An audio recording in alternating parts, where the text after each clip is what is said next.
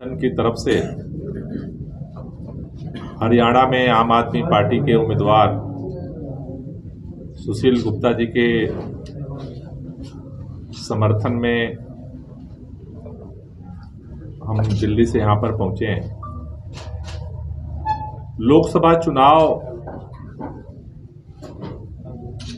का पहला चरण समाप्त हो चुका है। लोकसभा चुनाव के पहले चरण में जिस तरह से मतदान प्रतिशत में कमी आई है, वो इस बात का साफ साफ प्रमाण दे रही है कि पिछले 10 साल में मोदी सरकार ने देश के लोगों को 2 चीजें दी हैं। एक तो निराशा दिया है और दूसरा लोगों में डर दिया है। पूरा देश आज इस लोकसभा चुनाव के दौरान या तो निराशा में जी रहा है या फिर डर में जी रहा है, दहशत में जी रहा है। इसके तथ्य, इसके प्रमाण चारों तरफ आज दिख रहे हैं। मोदी जी का प्रचार चल रहा है कि अभी तो हमारा ये टेलर है। आज पूरे देश में इंडिया गठबंधन जिस तरह से चुनाव लड़ रहा है और जमीनी स्तर पे अलग अलग राज्यों में जिस तरह से उसे साइलेंट सपोर्ट मिल रहा है, उसकी बौखलाहट देश के प्रधानमंत्री माननीय नरेंद्र मोदी जी के चेहरे पर और अब उनके भाषण में भी दिखने लगा है। पिछले 10 साल में इस देश के नौजवानों में जब अच्छे दिन का वादा करके प्रधानमंत्री जी आए थे तो उन्होंने वादा किया था कि हर साल 2 करोड़ रोजगार जो है हम अवसर पैदा करेंगे। 10 साल बाद आज इस देश में जो आंकड़े आए हैं, देश का 83% नौजवान बेरोजगार है और हरियाणा जिस राज्य में हम बैठे हैं, हरियाणा के अंदर सबसे ज्यादा बेरोजगारी का दर है। और ये शर्म की बात है कि 10 साल से केंद्र में सरकार, 10 साल प्रदेश में सरकार, डबल इंजन की सरकार ने हरियाणा के नौजवानों की ऐसी दुर्दशा कर दी है कि आज हरियाणा के मुख्यमंत्री सरेआम कहते हैं कि रोजगार चाहिए तो इजराइल चले जाओ। मतलब हरियाणा के अंदर रोजगार नहीं है। ये हमें कहने की जरूरत नहीं है, देश को कहने की जरूरत नहीं है। और जब इजराइल जाने की बात होती है तो देश के प्रधानमंत्री जी की तरफ से कोई भरोसा नहीं आता है कि नहीं, भारत के अंदर हम रोजगार देंगे, इजराइल जाने की जरूरत नहीं है। पूरे दुनिया के अंदर अलग अलग देश के लोग अपने लोगों को जहां पर क्राइसिस है, जिस कंट्री में, वहां से बुला रहे हैं। और हमारे यहां इतनी मजबूरी है कि हम उन नौजवानों को रोजगार के लिए आग में झोंक रहे हैं। पूरा नौजवान जो है वो निराशा में है। दूसरा सबसे बड़ा तबका किसान है। किसानों के आय डबल करने का वादा, उनके भी अच्छे दिन आने वाले थे। 10 साल बाद हरियाणा इस बात का भी गवाह बना है। किसानों ने 1 साल तक उनको 3 काले कानून जबरदस्ती उनके ऊपर थोपे गए। 1 साल दिल्ली के बॉर्डर पे गर्मी में, बरसात में, जाड़ा में किसान पड़े रहे। केंद्र सरकार को मजबूरी में 3 काले कानून वापस लेने पड़े। मोदी सरकार ने यह वादा किया था कि हम एमएसपी को कानूनी गारंटी देंगे। किसान इंतजार करते रहे। 1 महीना बीता, 2 महीना बीता, साल बीता। जब पार्लियामेंट का आखिरी सत्र बुला करके समाप्त कर दिया गया तो किसानों ने ऐलान किया कि भाई हमारी एमएसपी की गारंटी का क्या हुआ कानून का। और ये पूरा इलाका है, जब किसान दिल्ली की तरफ बढ़े, हरियाणा के अंदर गांव-गांव में पुलिस, हमने तो वीडियो में देखा था, आज हमने जब साथियों से बात की तो लोगों ने बताया कि कैसे यहां पुलिस गांव गांव घूम रही थी भाजपा की, लोगों को डरा रही थी, धमका रही थी, पर्चे निकाल रही थी, कागज कह रही थी कि हम तुम्हारी संपत्ति जब्त कर लेंगे, एफआईआर कर रही थी। पूरे किसानों को एमएसपी की तो गारंटी नहीं मिली, लेकिन अंबाला से लेकर के और इस पूरे रोड पर कुरुक्षेत्र में सबसे ज्यादा, इस पूरे जो बॉर्डर का इलाका है, शायद हर गांव में पर्चे पहुंच गए। लोगों से कहा गया कि पेट्रोल मत दो ट्रैक्टर के लिए। किसान अन्नदाता है, लेकिन जिस तरह से कीड़े बिछाई गई, जिस तरह से एक नौजवान को गोली मारी गई, आज पूरा किसान निराशा में है। दो घटनाओं की चर्चा हो रही है।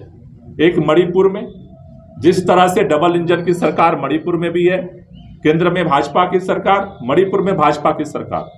वहां पे डबल इंजन की सरकार ने जिस तरह से उस सरकार के अंदर निर्वस्त्र करके महिलाओं को घुमाया गया, जिस तरह से वहां पर अत्याचार हुआ, और आज तक भारतीय जनता पार्टी के किसी नेता की हिम्मत नहीं हुई कि वहां के मुख्यमंत्री से एक बार इस्तीफा भी मांगे। दूसरी तरफ हरियाणा की बेटियों को जिस तरह से इस सरकार ने बेइज्जत किया, वो खिलाड़ी अपने घर की नहीं थी, पूरे देश का नाम उन्होंने दुनिया में जाकर के रोशन किया था।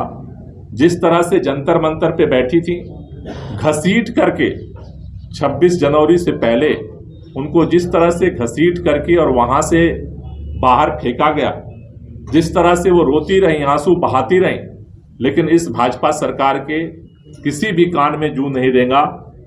आज तक महिलाओं को उस सवाल का जवाब नहीं मिला। तो समाज का हर तबका, चाहे नौजवान हो, चाहे किसान हो, चाहे महिलाएं हो, हर तबके में निराशा है।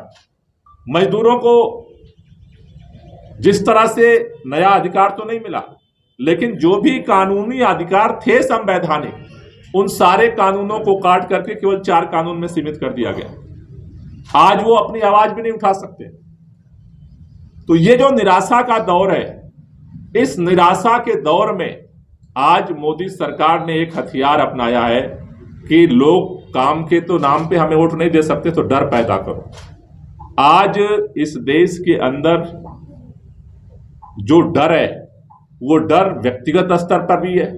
हमें लोगों ने अभी बताया कि इस कुरुक्षेत्र के अंदर भी व्यापारी हैं, कह रहे हम आपकी बैठक नहीं करा सकते, वोट जरूर देंगे। क्यों नहीं करा सकते? क्योंकि डर है कि आज अगर वो खुलेआम अगर बैठक कराते हैं, इंडिया गठबंधन की अपोजिशन के लोगों की बैठक कराते हैं, तो शायद उनके ऊपर कार्रवाई हो जाएगी।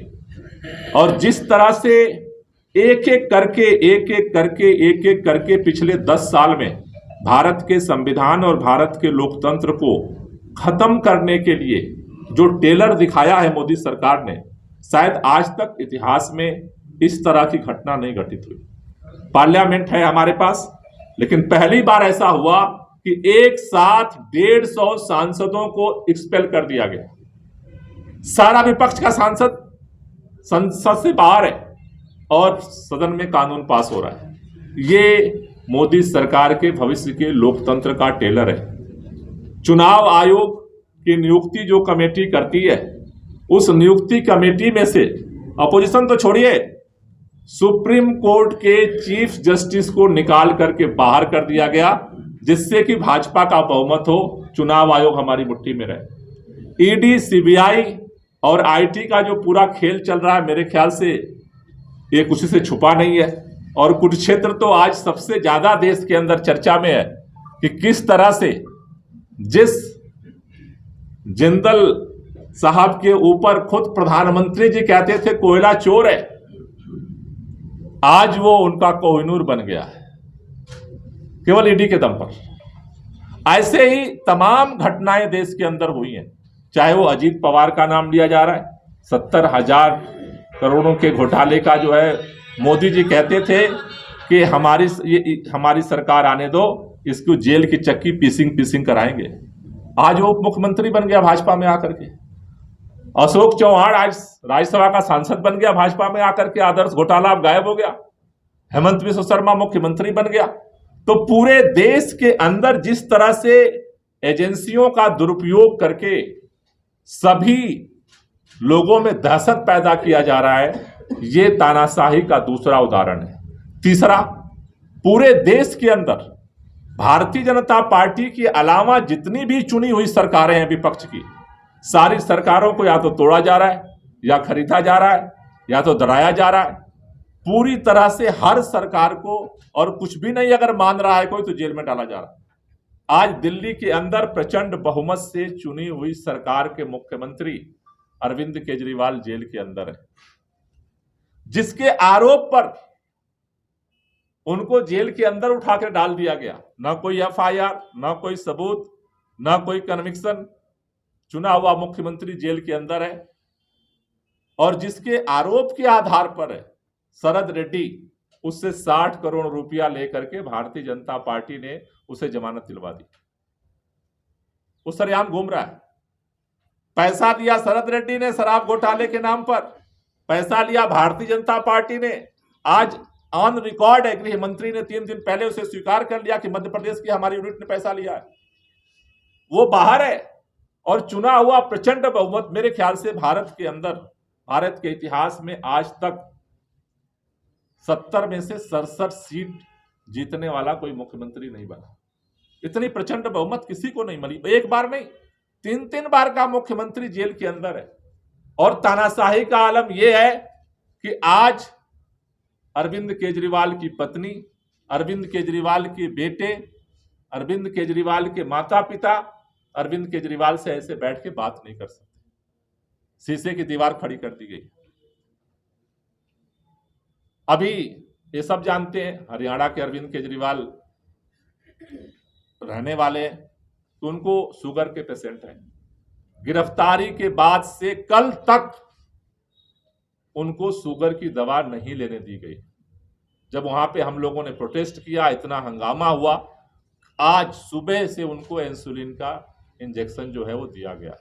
लगभग 1 महीना, 21 मार्च को गिरफ्तार हुए थे, 21 अप्रैल, 1 महीना को उस व्यक्ति को बिना दवा के जेल के अंदर रखा गया। तो ये जो तानाशाही का पूरा आलम है, वो इस बात को इंगित कर रहा है लोगों के अंदर। जिस तरह से भाजपा के नेता घूम घूम कह रहे हैं कि अगर हमारी सरकार आएगी तो अब हमें 272 का बहुमत नहीं चाहिए, हमें 400 का बहुमत चाहिए। और जाकर के छोटी छोटी मीटिंगों में कह रहे हैं कि 400 हमें इसलिए सीट चाहिए कि हमें संविधान बदलना है। संविधान बदलने का मतलब क्या है, आप समझते हो?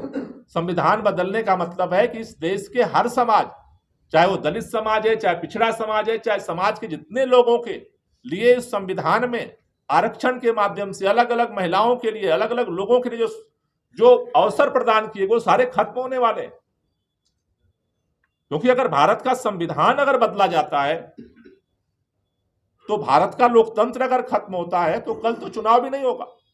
और ये बात सूरत के चुनाव में उन्होंने प्रूफ किया। नॉमिनेशन तो होगा, वोट नहीं पड़ेगा। कल वो भी एक टेलर दिखाया है उन्होंने कि किस तरह से नॉमिनेशन के बाद वोट नहीं होगा, चुन लिए जाएंगे लोग। इसी संविधान के तहत जो है वो चुन लिए जाएंगे। संसद होगी लेकिन उनकी मुट्ठी में होगी, चुनाव आयोग होगा लेकिन उनकी मुट्ठी में होगा, एजेंसियां होंगी लेकिन उनकी मुट्ठी में होगी, मीडिया होगा लेकिन उनकी मुट्ठी में होगा।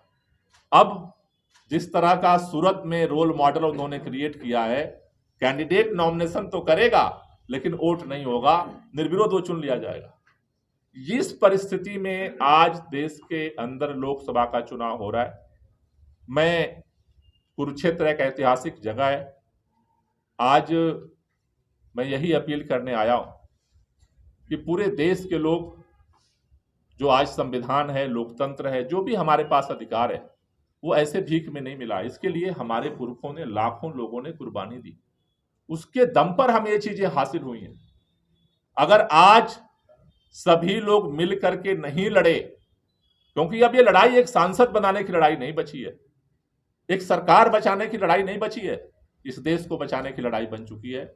इसलिए सभी लोगों से हमारी अपील है कि एकजुट होकर के इस देश को बचाने के लिए, लोकतंत्र को बचाने के लिए, और लोगों की जिंदगी में बेरोजगारी की जो समस्या है, महंगाई की जो समस्या है, किसानों की जो समस्या है, मजदूरों की समस्या है, उन समस्याओं के समाधान के लिए क्योंकि लोकतंत्र बचेगा तभी इनका समाधान होगा। अगर आज कोई नहीं बोल सकता है तो 400 पार के बाद कोई बोल नहीं सकता। किसी की हिम्मत नहीं है कोई बोल सकता है। जेल के अंदर डाल दिया तो एक आम आदमी कल कैसे बोल सकता है। इसलिए मैं यही अपील करने आया हूं कि सब लोगों को मिल करके इस देश को बचाने के लिए लड़ना पड़ेगा। हमारे पुरखों ने इस देश को अंग्रेजों की आज़ादी से लड़ाई लड़ करके हमें आज़ादी दी। आज इस तानाशाही से लड़ करके हमें इस संविधान और लोकतंत्र को बचाना पड़ेगा, तभी ये देश आगे बढ़ने की तरफ अपना मार्ग प्रशस्त कर सकता है। कुरुक्षेत्र के अंदर जहाँ तक अभी हमने बातचीत की, आम आदमी पार्टी और पूरा इंडिया गठबंधन के लोग मजबूती के साथ चुनाव लड़ रहे हैं। भारतीय जनता पार्टी शायद पहली बार ऐसी स्थिति में आई है 10 साल के सरकार के बाद कि उनको अपनी पार्टी से एक कैंडिडेट नहीं मिला जिसको लड़ा सके। 10 साल से लोग कह रहे हैं कि 14 के बाद जिंदल साहब इस कुरुक्षेत्र में नहीं दिखे। तो एक अजायब घर से जिंदल जी को पकड़ के ला करके जबरदस्ती चुनाव लड़ाने की मजबूरी में अगर भाजपा आई है तो मुझे लगता है कि डबल इंजन की सरकार की ये पूरी तरह से फेल्योर है, पूरी तरह से असफलता है। और आज जिस तरह से हर समाज के हर तबके का समर्थन इंडिया गठबंधन को मिल रहा है, हम सब लोग कोशिश कर रहे हैं कि हरियाणा के अंदर, क्योंकि सबसे पहले से प्रचार और मेहनत कुरुक्षेत्र में हो रहा है, तो सबसे ज़्यादा मतों से कुरुक्षेत्र जो है एक संदेश दे। यहाँ से तो यहाँ धर्म युद्ध लड़ा जाता है, इतिहास इसका है, और मुझे उम्मीद है कि कुरुक्षेत्र इस बार कम से कम एक बड़ा संदेश देगा। Thank you. क्वेश्चन SYL का इशू ना तो पंजाब सरकार के पास है ना हरियाणा सरकार। सर्वोच्च न्यायालय का फैसला है कि केंद्र सरकार नहर बनवाए, और ये कमजोर हरियाणा की सरकार केंद्र से नहर नहीं बना रही। पंजाब के अपने इशू, हरियाणा के अपने इशू है, पर नहर जब केंद्र सरकार ने बनानी है तो इस सरकार को केंद्र पे दबाव डाल के नहर बनवानी चाहिए। लोगों में दहशत है। उसका उदाहरण मैंने बताया कि कई लोग अपने कह रहे हैं हम वोट तो देंगे लेकिन घर पे मीटिंग नहीं कराएंगे। ये पहली बार स्थिति पैदा हुई है भाई। चुनाव आज से नहीं हो रहे हैं। लोग अपने जिसकी जो पसंद होती है लोग मीटिंग कराते थे, लोग एक दूसरे के साथ काम करते थे, प्रचार करते थे। तो मोदी सरकार ने 10 साल में इस देश में निराशा और डर पैदा किया है, जिसकी वजह से ये मतदान कम हो रहे हैं। अरोड़ा जी, मेरा आप ये लोकतंत्र को मजाक बना के रख दिया गया है। नहीं तो पहली बार है कि आपके जो इंडिपेंडेंट कैंडिडेट थे उनको बुला के कहते हैं कि आप वापस लो। कांग्रेस का नॉमिनेशन रद्द करा दिया। नॉमिनेशन आज रद्द करने की पावर रिटर्निंग अफसर को तब है जब वो किसी भी कैंडिडेट को, जिसका कैंडिडेट का नॉमिनेशन होता है, उसको पहले सूचना देगा कि आपकी ये कमी है, इसको दूर करो। पहले ये नोटिस देना पड़ता है। और पहले होता था कि जब मर्जी रिटर्निंग अफसर खत्म कर देता था, परंतु अब कोई भी उसमें कमी होती है रिटर्निंग अफसर को कैंडिडेट को बताना पड़ता है। देखिए, राहत तो जनता के हाथ से मिलनी है, क्योंकि जनता के वोट की ताकत के आड़ में ही ये सब कुछ हो रहा है। इसलिए देश के लोगों से मैंने पहले भी अपील की और फिर कहना चाहता हूं, अभी खड़े हो। ये चुनाव का ही वक्त है जहां चुपचाप आप क्रांति कर सकते हो, बदलाव कर सकते हो। इस बार अगर चूक गए तो जैसा मैंने कहा कि सूरत जैसी अब स्थिति पैदा करेंगे, कल वोट डालने का अधिकार भी छीन लेंगे। इसलिए सबको, देश के लोगों को खड़ा होना पड़ेगा। समाधान वहीं से निकलने वाला। पूर्व डिप्टी सीएम और पूर्व शराब इशू को लेकर किन्होंने कहा है? गठबंधन टूटा है, आपस में आरोप लगा। देखो ऐसा है कि भारतीय जनता पार्टी जिस तरह से एक्सपोज हुई है, अगर उन्होंने काम किया होता तो सरकार के मुख्यमंत्री बदलने की जरूरत क्यों पड़ती? तो मेरे ख्याल से अब लोकसभा चुनाव, हरियाणा के विधानसभा का एक सेमीफाइनल है, और सेमीफाइनल के मुहाने पर खड़ा होकर के जब ये मिल करके कुछ नहीं कर पाए, तो अब भाजपा ने सोचा है कि शायद आप चोर दरवाजे से कोई रास्ता निकल जाए, लेकिन हरियाणा का बच्चा बच्चा इंतजार कर रहा है कि इस 10 साल में जिस तरह से सरकार चली है, जिस तरह से लोगों को प्रताड़ित किया गया है, जिस तरह से जुल्म किया गया है, उसका टेलर आपको इस लोकसभा चुनाव में दिखेगा। इस जुल्म का जवाब लोग वोट से देंगे और विधानसभा इसका फाइनल